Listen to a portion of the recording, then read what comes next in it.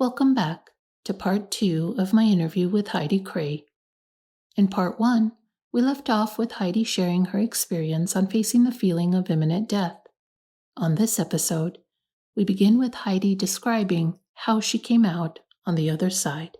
And the life that I wanted wasn't one that was racing towards death or abuse or I had stopped hurting myself for a while in most of the surface ways, right? But then when I was with him, especially towards the end, I started reaching for sharp things again, and seeing that I was like, this isn't where I want to go again. So I think it really did take going to that very, very bottom place for me, where I was really up against death in a different way that it felt not of my own choice, even though I chose to be with him, that I needed to start doing things differently. And so I think I may have been about 25, 26 around that point, and really started throwing myself into writing and sharing my work.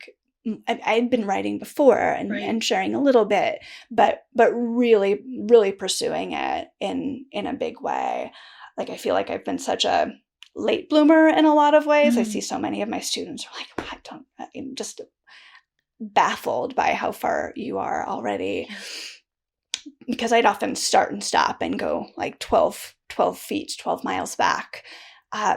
But that was a point that, even though I would still go, I still have my brain, and I still have to figure out what I need to do to live with it and to let it be the way it is, and let my body be the way it wants to be, and stay inside my body as much as I can.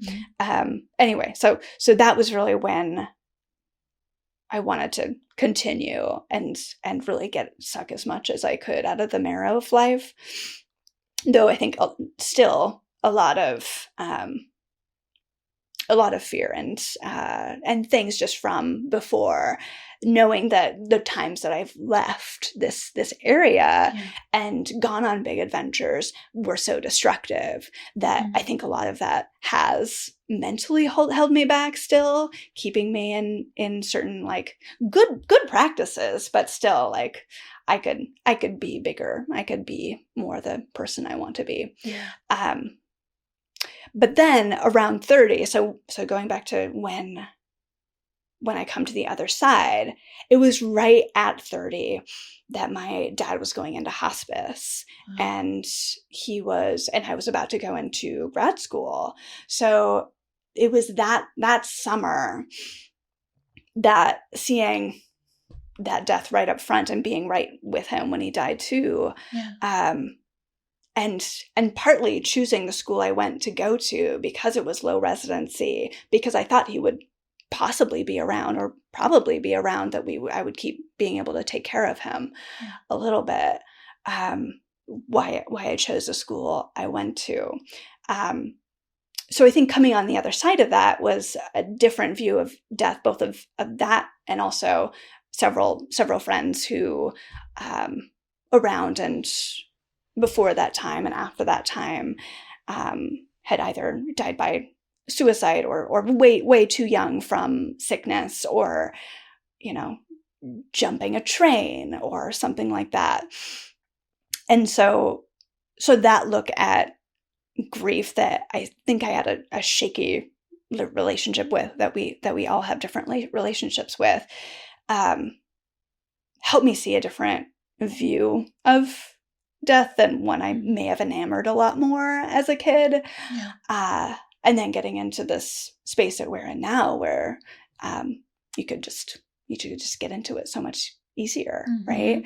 Where we are in this pandemic, and seeing that life is something to hold on to, and as much as we have the chance.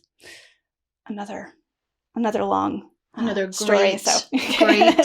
Great story. So no, it's never long, and it's always good. And whenever I hear like a response, sometimes the minute or the details will pop up. So I kind of am curious about it's a little specific, but I'm just curious about it. When you began writing, when you began writing that process, which helped you then lead to being able to come out on the other side, how long did that take? So when you started the writing and then that transition out from him, because even after you transitioned from him, there was still obviously a journey, and you still had your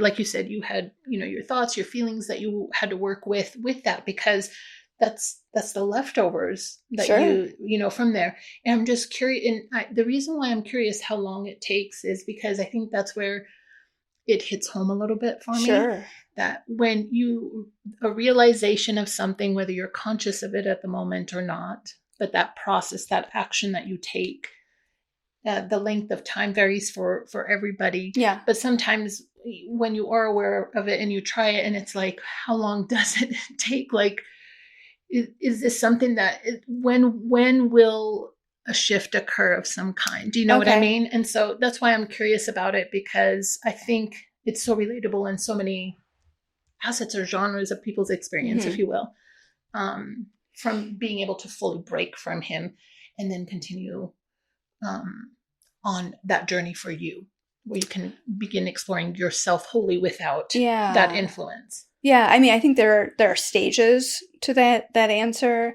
So in terms of being able to physically leave that person, let's say, I really started into that kind of writing in fall of what was the year of 2009, and was it? Yeah. So fall of 2009. And I'd say September is when I really started into that process, I think. It could have been a little bit earlier, but I think that's a safe bet. September or October.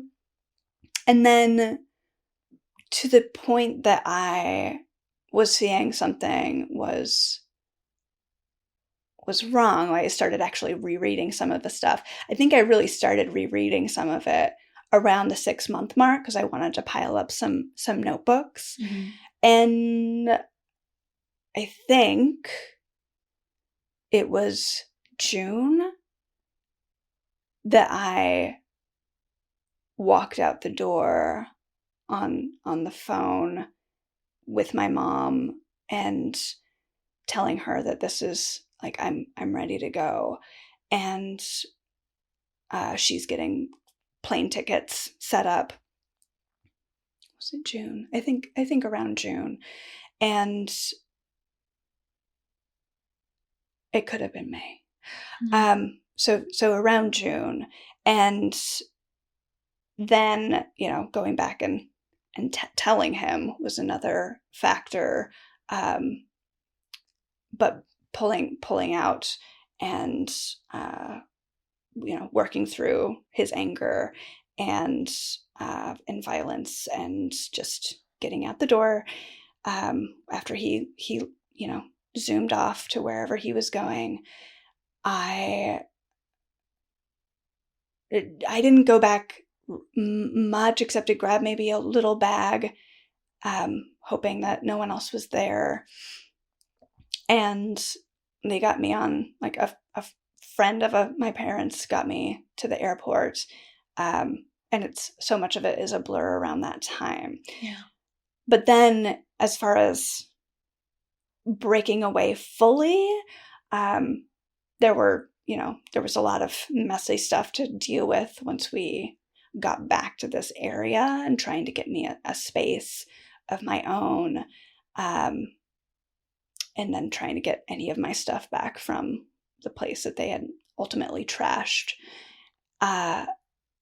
I, like him and a lot of other houseless people that, like, probably weren't the most trustworthy, but other people as well. I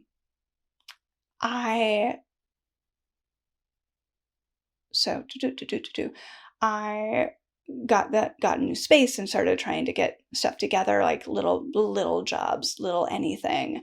I mean, having them pay for my parents pay for my apartment for a while, and just trying to get so I could afford my life has taken a fair amount of time. I'd say longer than I would have expected. And I'm still living with that person in like fighting through the things that I was living through at the time.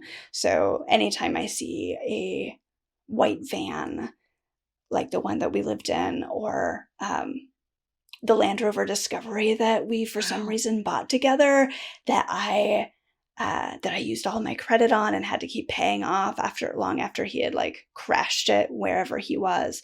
If I like just have the idea that he is around, I'm in, like, I don't know what I would do.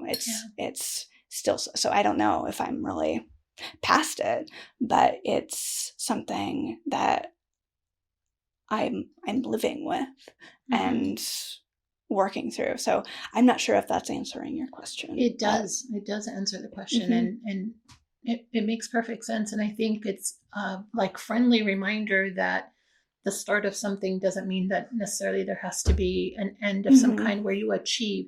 It really is a continual process. Right. And it's being able to acknowledge those steps. Like you're saying, it's a, I forget the word you use, but it's a phase, phases, and acknowledging those phases as achievements and progression. Right. Is extremely important, is how it's landing, what I'm hearing. And I think that's so important because you've come a long way and you're still working through those things that still impact you in many ways, but you're still moving forward. Right. It's not holding you back. You're still moving forward. And even if it feels like something's stifling or something's pulling you back, you're still moving forward. It's not, the path is still there. And these are just things along the path. Either you're noticing or accidentally, it's kind of bumping up against you or however it is. And it's just a reminder to remember that's important. So I appreciate hearing that. I appreciate that sharing of experience in that way, because and maybe it goes in that prescriptive, because for me, that conditioning, I'm still undoing a lot of my own conditioning. Yeah.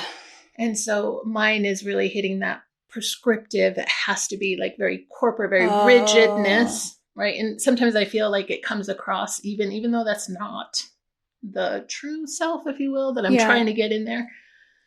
But that flexibility to allow that ebb and flow, to allow the space for all of that it's okay to let go, like letting go of that rigidness, right? Yeah. Of what we think it should look like, or I think, because like for me, how it's landing for me, what you're saying. So healing never takes what we think it should, and it's like stages of grief. It doesn't go, and then you're finally healed. It goes back and forth and back and forth, and trauma works a lot like that. And of course, so we're in a pretty traumatic time right now, and so all of that can come right back, and we can be living through all of that again. So it's so hard to be constantly kind to ourselves and find that kind of forgiveness, and also living with that, knowing that this is an ongoing process, and it's going to be hard, and that's okay. Yeah. And I think too, not losing the light in there. Yeah. You know what I mean? Because I think that's something that I feel like is a challenge. Is that light, that I felt is just not there in the same way. So it's, I don't know. It's just kind of deep, I guess. It lands what you're saying. And so I here I am again, emotional. Good. Thank you. It's a struggle to find it sometimes now. I totally hear that. Yeah. Hearing it just is a friendly reminder, but it's also like, it's okay. Yeah. And like you said. Yeah. Feel your feelings. It's all good. It is. It's all okay.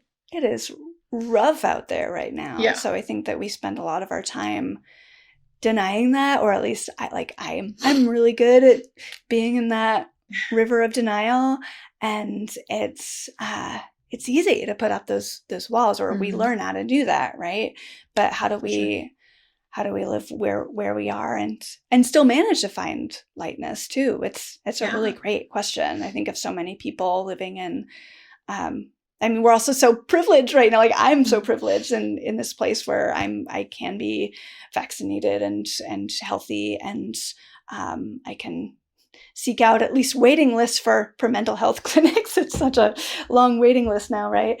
But having a job and having a place to live, and things that I didn't know to appreciate before, right? I think about people living constantly in war, women in Afghanistan right now, people in anywhere where arts and theater aren't even allowed. I think about like Iran and the days of like 70s through the 90s, and the book Persepolis, like people trying to seek out places to dance. You may have experienced that in Romania as well. Like people were just gathering to make art is a crime. Like having that deep need to go together and be together and to create something and to practice being and seeing humanity in a different light, in a poetic light, in a different ways.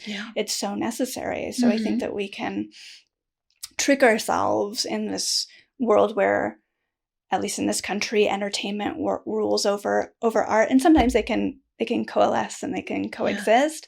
But knowing that we need that space to be together and be with lightness and comedy and arts of all kinds is really key. Yes, for sure.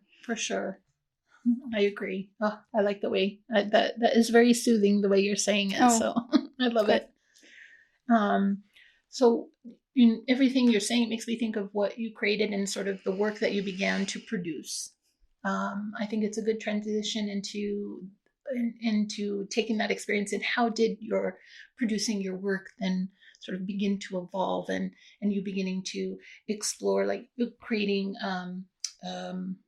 plays and poetry and short stories, and sort of that journey of then getting those realized to be on stage and performed in whatever capacity that looked like. Yeah, sure. Yeah. I mean, I was lucky to have some experience of that in undergrad, and having some of those works produced in student showcases at least.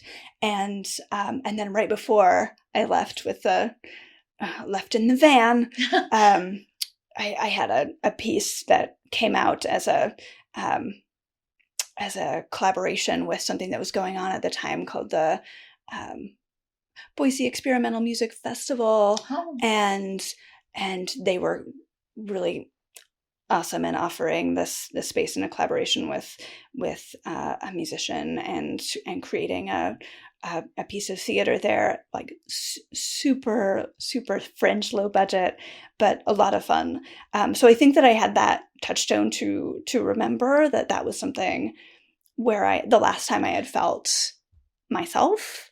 And so coming back, I was incredibly lucky, working on this play I'd started in college as a one act, and I spent the summer on my typewriter because I didn't have a computer because he'd sold it. So I found a typewriter and started, or it was one that my brother had given me like way back when, that I didn't let go of. I started like revising it as a full length on this old typewriter that was hard to use, and making it into that piece that eventually I was able to put into another Mac, like an old one that I found. Nice. And submitted it to Seven Devils Playwrights Conference, and unbelievably got it accepted for their 2011 conference, which was a major boost in my confidence. And I was like suddenly around all of these very professional people doing this kind of work in McCall from all over the country, mostly New York. And I had this an incredible, unbelievable experience with Samuel D. Hunter as my dramaturg, and like a mentor just taking me and treating me and my play like it mattered. Yeah. And I think that in itself was such a launching pad, even if like that play hasn't gotten produced, and there's there's a lot of that. I very much love theater development conferences and our love for developing work, but often they can get in a cycle of perpetual development hell. But still, like just that place, that nurturing ground where, especially at this particular organization, I was learning not only that I could have this play here, but that people would treat me in the way that I'm writing it seriously. Yes. And not try to do anything to change it, and teaching me how to let my work be talked about and to let other people work on it. Wow. And that was incredibly powerful. And it helped me as I just continued working on getting work out and getting new works. I was able to get, because I'd been to that conference then, readings in New York through that organization and others, and in other capacities, they were able to help as an umbrella organization for self-produced works here, and then working with a lot of other companies in small ways, and piling up rejection after rejection, and poetry here and there. So I think that for a while, I was really running and just creating work after work after work, and just seeing how each piece I could become more me is, I guess, the thing that I'm trying to say, or something that is closer to the voice that I'm craving, and not what I was taught it should be right, like. Right. So I guess that was the beginning of that. Yeah. Right, because your voice should be your voice, not a prescriptive sort of way of right. art or color palette, right. or what you think is going to get produced, or what you think lives in this Aristotelian ideal world of what theater is supposed to be. Yeah. Well, that's wonderful. And so out of everything, and one thing I think is important to note is that hustling and I witnessed once I knew you and began to, parentheses stalk, but like follow your work and all the things you were doing. And when you posted, like there was that year where you submitted to like 100 different places, and you marked that journey. I'm just like, wow, like that's important, that sure. Keep going in that way, that those rejection letters will only lead to that acceptance one, and that not to internalize that or allow that to sort of pull you back. Yeah, it's just absolutely. part of that journey again. It's just on the side there. And so out of everything that you have produced, whether it's poetry, story, or play, which one sort of stands out that you enjoy the most creating or writing or producing or having it produced and seen?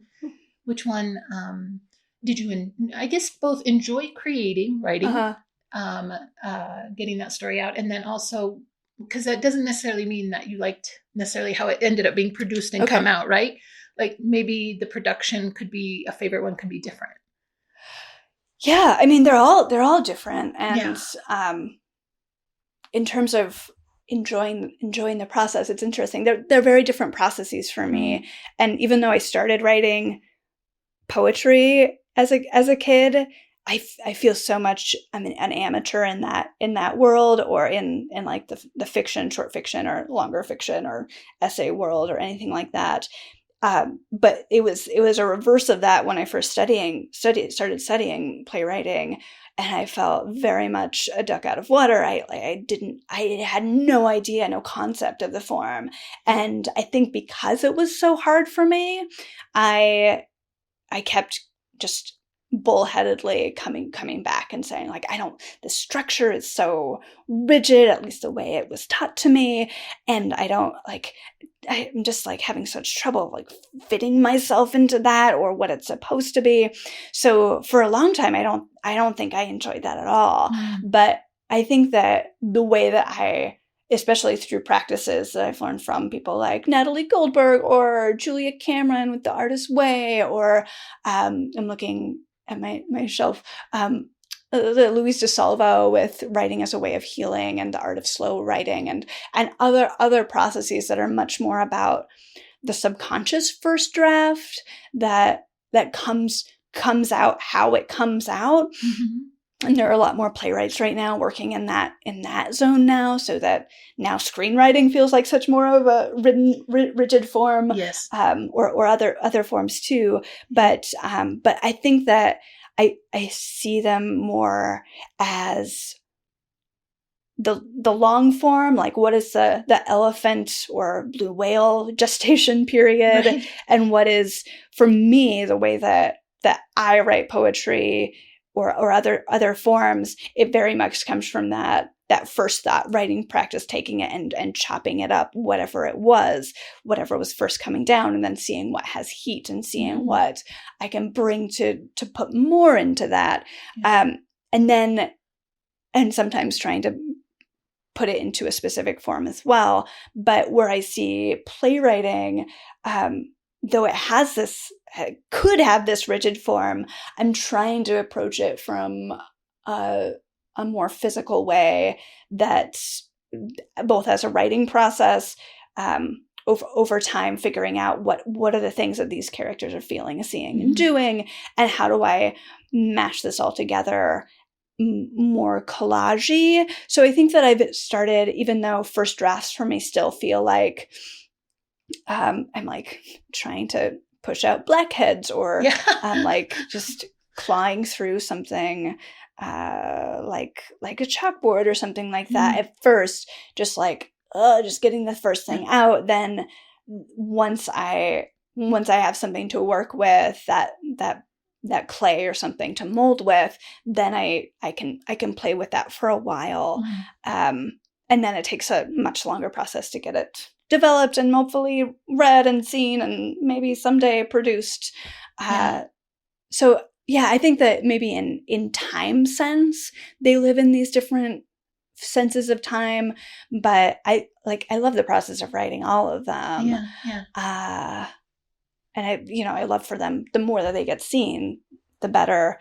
And I think I'm learning how to free myself more to write both what and the way that I want to write, that I think bridges back more to physical theater methods and areas where I first knew you. It's like that way of being in space is much like how to just put your brain on a page and see what happens. And movement too. That makes right, me think exactly. of movement, which kind of I think is a great sort of lead into M. Bogart and Viewpoints and Suzuki, and how that sort of started blending into your creative process. Yeah, I mean, that was very much, though I may have had some small introductions to it earlier in college or elsewhere, that was again that first summer away from this person, as I'm like I'm learning a lot and getting obsessed with this writing practice. I find out from friends that this, for the second year, City Company is coming to Boise and are having a workshop here. And though I had like no money, I've just figured out a way, and probably just asked my mom for help to get into this thing that I very much needed. And I found, working with these incredible artists that are studying time and space the way that we might study just words on a page and thoughts and things like that, that this way of working in the body, working with these different ways of coming at the vocabulary of being an actor, I found so akin to this new to me way that I was learning to write, so that it was coming from a physical practice. Because I think also, especially for the last 100+ years, at least in this country and a little bit other outside of it, we started taking a very intellectualizing approach to acting in different, whether it's debasement of Stanislavski's method when he brought that here, to other forms that was all about the idea of memory, or the idea of who we are to each other, or the idea of these just very, very, very rigid ideas. That's very much outside of the physical body and keeps us probably trapped in our head much more so.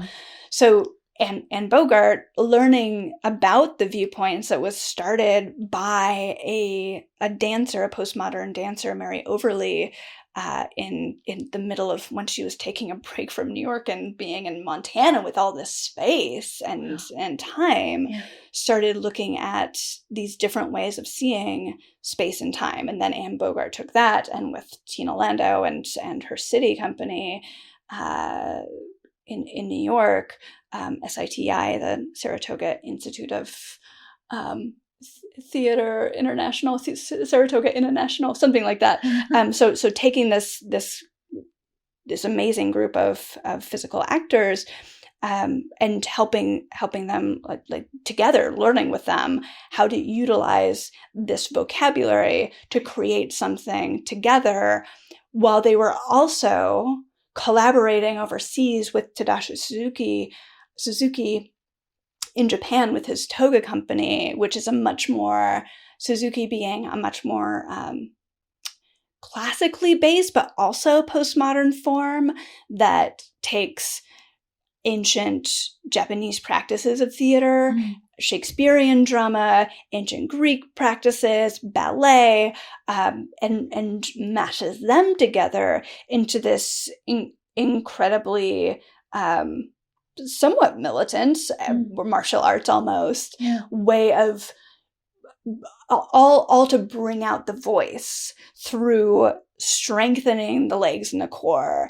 And so these two forms together became such a yin and yang, and such a horizontal and vertical way of bringing the phenomenology of the actor into existence in a very, very different way. So I'm just like stumbling in as this writer who doesn't know, it's played around with theater. And for several years I was just diving into it. I find I get a lot of, I get obsessed with something and then I let it go, if it's martial arts or guitar or dance or this.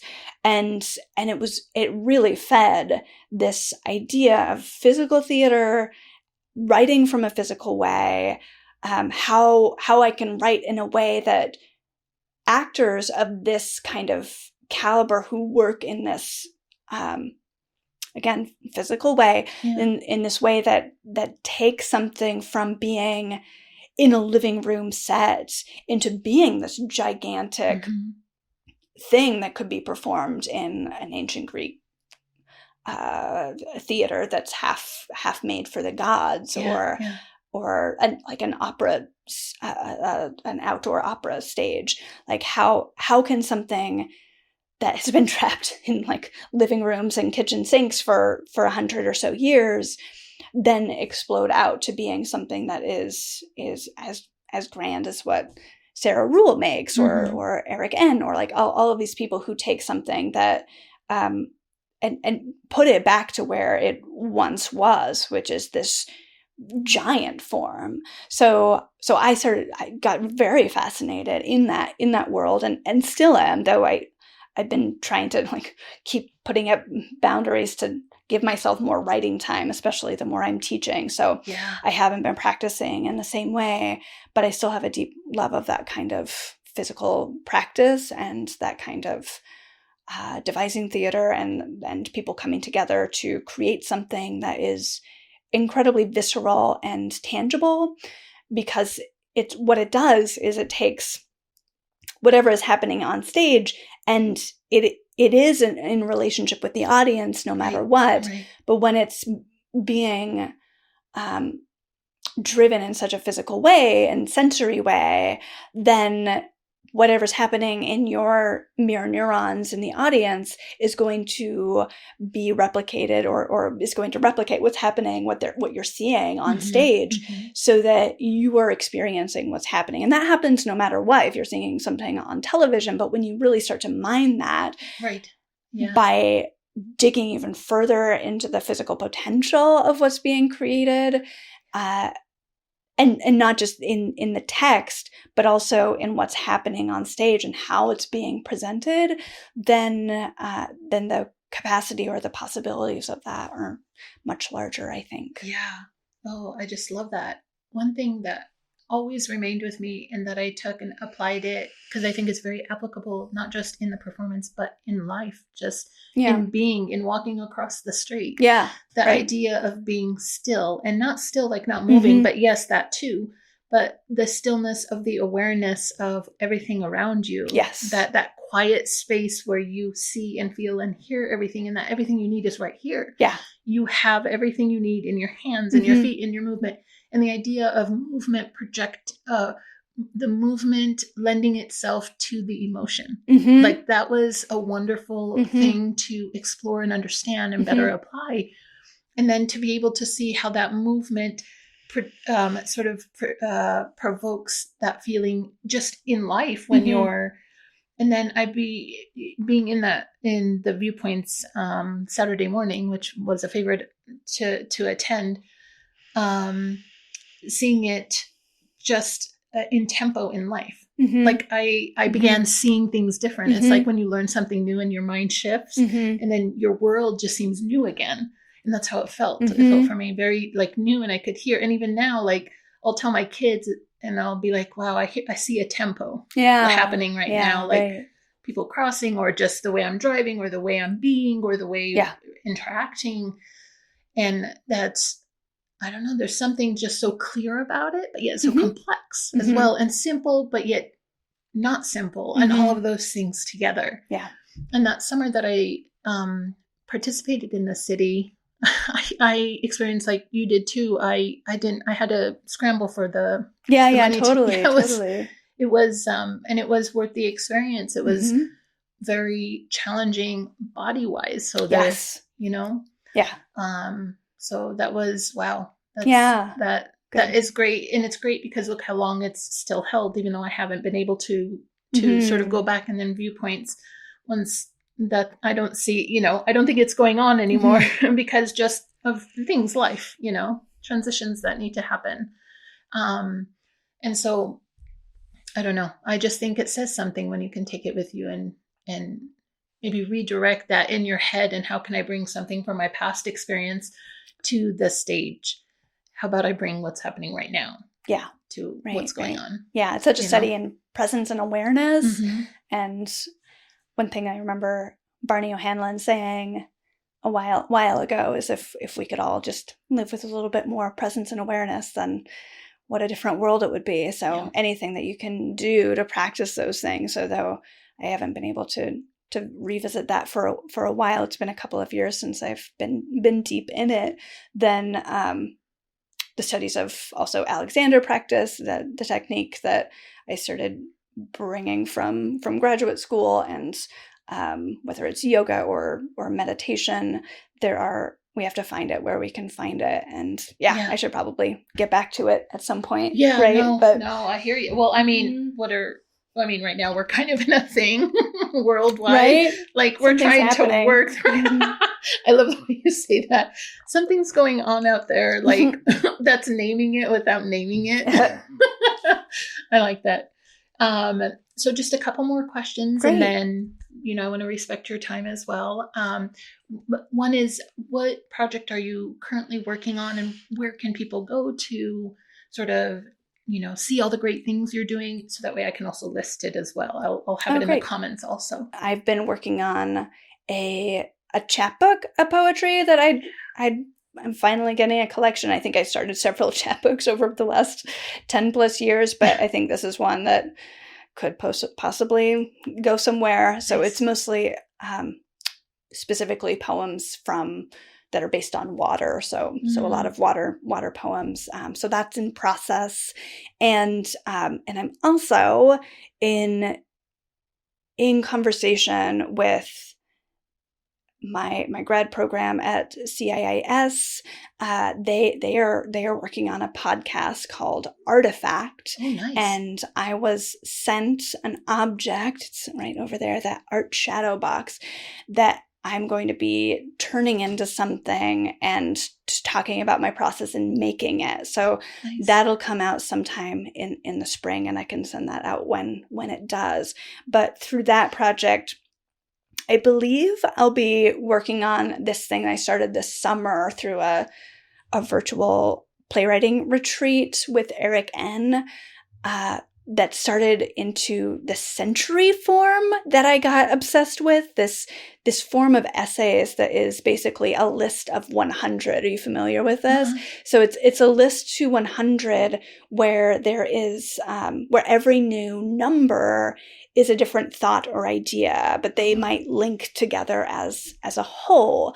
And so I got really obsessed with this form, and so I'm working on a series of 10 centuries that will link together. It's a really great way of studying, again, the like this idea of autophenomenology, which is like phenomenology is where we are in our space and time, and then autobiography kind of mixed with that. So like a different way of looking at autobiography through our lens of where we're living now and in the world. And anyway, so through that, maybe something will come out physically that will become that. So those are the things that are on my mind right now. Oh, wow. Oh, that's fantastic. Some really great things to kind of look forward to. And what website can they go to track that? And also see all the other great things? Right. Some really good stuff. Yeah. So HeidiCraay.com works really well.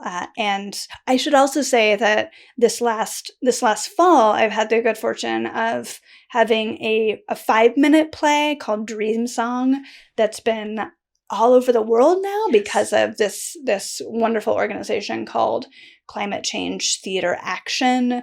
So that's been quite present, whether in China and Austria and I think Switzerland and Massachusetts and Michigan and Vancouver and England. Anyway, so all of that to say that also in the spring, maybe around when this will come out, there will be a showing of it also through Storyfort at Treefort. Oh, yes. So it'll come back home in that way. And there'll be publications of it as well. So those things you'll probably see if you see my website soon, you'll probably see a lot of things related to that. Yeah. And then on Facebook, because you posted it on Facebook, because it sounds very familiar, correct? Mm-hmm. Yes. Because I remember thinking, because I loved it. I'm like, go Heidi. So HeidiCraay.com, and then they can find you just Heidi Kraay on Facebook if they want to follow you that way too. Yeah, they can search me. I think I'm on there somewhere. I've been pulling back a lot from social media, but there's, I think, links to that through my website. Nice. That way they can just kind of continue tracking, seeing all the great things totally continuing to do. And through my website, you can also sign up for mailing lists so you can get more direct news about things once I get more regular about that again. Yes, I think. And they are good. I'm on that mail list. So thank definitely. you. That's very kind. For sure. And so with your current project with a girl going and sort of becoming and coming in with Wolf, I think that lends itself really great to sort of the last question, which we kind of talked just briefly before we began about really, and a lot of what you talked about really there's a lot of female influence in terms of author and that sort of thing. And I think that's a sort of my goal in the podcast too, is really bringing that community of women together and how can we sort of talk about humanity through sort of a female lens, but then bringing, everyone together. It's not just about women. The purpose isn't to sideline or create unbalance. It's to create balance. And something that I'm curious, and I am just observing a lot, is, how women support each other and how we're learning. And that might be bold, and maybe many disagree, but I still think like women do support each other, but I think we're still learning to support each other, and how we support each other looks different, maybe depending on where you're at and what group you're with.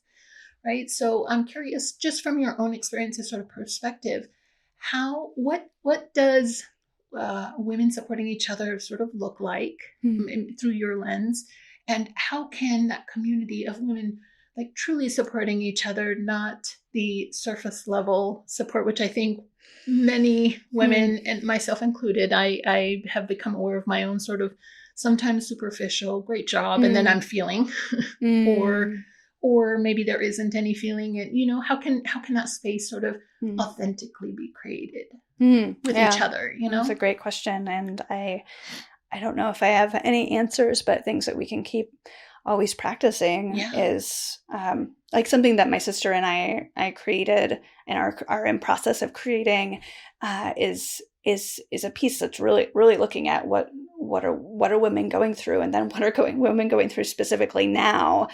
From like 2016 to this particular year, pulling in stories from all kinds of people, and seeking out how to work with women and non-binary persons and trans people identifying across genders and people, women plus, right? So how can we keep making space for each other to create work? And I think that can go across disciplines, so beyond the world of theater and art, but also more ways of just finding ways to create space that we are creating something together.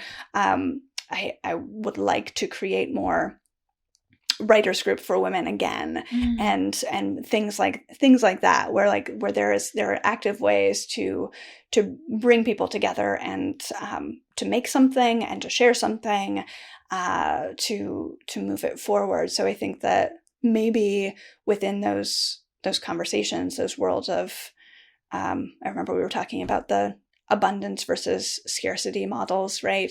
That there's so many ways that we can look toward not just women, how we're sharing the load together, but also, of course, folks from indigenous heritages and from the BIPOC diaspora and all different kinds of places that have often been left out. The different LGBTQ plus places where the more that we are lifting up with our own privilege, the people who have been underserved and given less, people who are new to this country, like all kinds of people.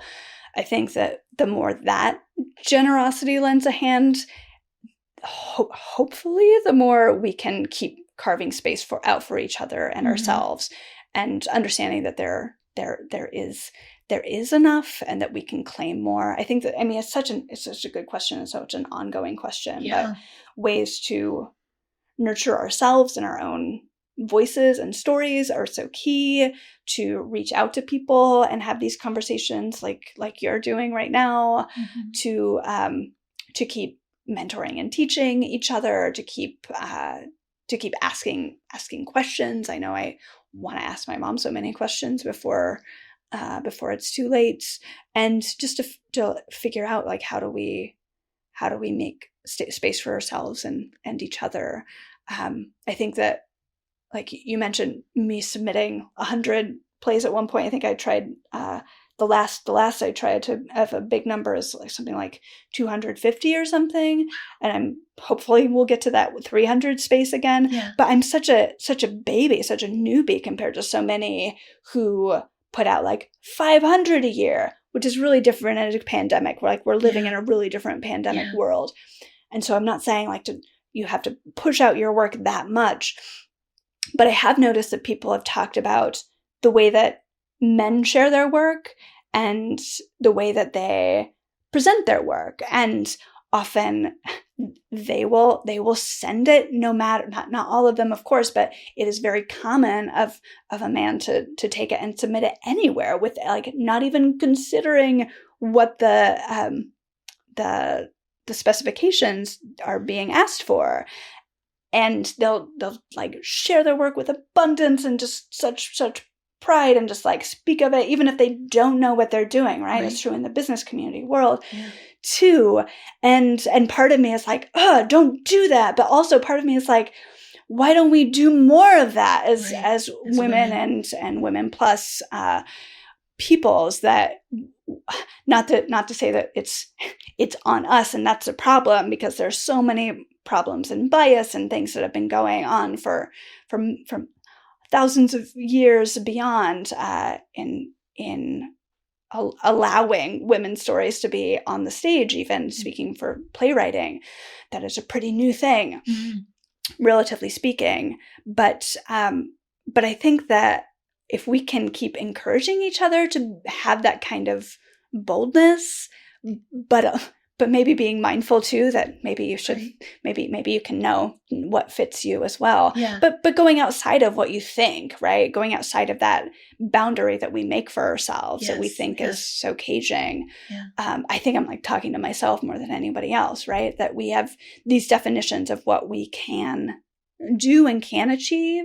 And sometimes I think we teach other people how to treat us because of how we limit ourselves, and we teach other people to limit themselves because we want to compete with them. So how can we just, I don't know, have that mindset that might be a little bit outside of that scary comfort world? I don't know. What do you think? I agree with you. And when you say about the way men submit versus women, right, the same applies for applications. Yeah. Men will submit if it's 20%. And I say 20% because that's the article that I read. I saw that. It'll be so when I read that, I'm like, well, then what am I holding back for? So I started submit. If there's one on there, I'm going to form my thing to show that and then my questions when I respond to show how just because I don't have that skill doesn't mean I can't learn it, or the skills I have can't feed into it. And so often they'll get that job based on that confidence and bravado maybe, and then they'll figure out once they get there what they need to do, right? Like how to fit that. Yeah. But often we, not all of us, and not just women, get in this perfectionist trap of I have to know everything before I can go out there. I mean, I see students do this. I know I did this as a student. Like, I'm going to school to show what I know instead of to learn. But we put on so much pressure on ourselves. And I see students, especially during the pandemic right now, putting so much pressure on themselves. And I do it too, right? Like, so I think, it goes back to what you were saying about lightness and just letting go a little bit more. Yeah. We only have this one life, right? Yeah. Very true. And to what you were saying, that space, like there is enough space for all of us. So I really think beginning to practice that idea and really thinking it and believing it and it becoming like first within us, because it does start, I agree with you, really yourself, that self-care, that individual first step, and then expanding that to others as well. Yeah. Because this lends itself then also to men. I mean, it's not just a one thing. It's not mutually exclusive from, issues or things men deal with. Also, it's that we're all together, we're all human in the end. That's the whole point, is through women understanding humanity, and then we're all human. Right.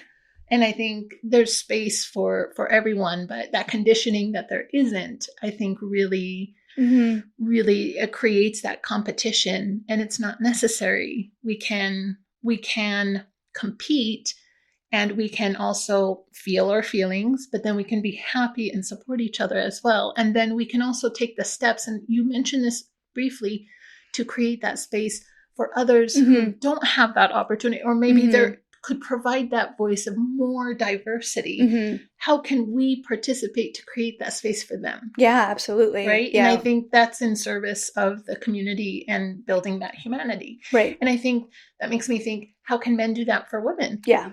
Totally. Right. It's not taking away their space. There is an abundance of space. I mean, if the internet can be expanded, 1010, the universe is expansive. It creates and recreates, and there's enough space for that creativity and gender and all of that. Yeah, absolutely. Yeah. It's looking at as collaboration versus competition. And I think as you brought up, the mindset of capitalism pushes us in a different direction, and the mindset of social media and the mindset of so many things that will suck us up, so that we are constantly comparing and constantly saying not this, and my life isn't working. Right. And also, yes. Oh, Elliot. So cute. Oh, I just like keep up against. Also, thinking of in terms of Black Lives Matter movements, when so much of the pushback comes to, but all lives matter, when all lives cannot matter, right? Until Black lives do, because looking at the people who have been treated the worst throughout history, it's up to us to bring up Black women mostly. Yes. And once that keeps being looked at in terms of equity more so than equality, then we'll have a better chance at finding better sisterhood and humanity and all of that. Yeah, for sure. Very well said. What a great thing to sort of end on, with a lovely period at the end. And wonderful. Thank you so much. And thank you for listening to this episode of Her Salty Words. This episode was written and directed by Corina Monneran. This podcast is produced by Salty Words Productions. If you like what you hear, please subscribe to Her Salty Words on your preferred podcast platform. For additional content, visit saltywords.com. And for the video version of this episode, go to YouTube channel Why You Gotta Be So Salty. Thanks again for listening. We'll see you next time.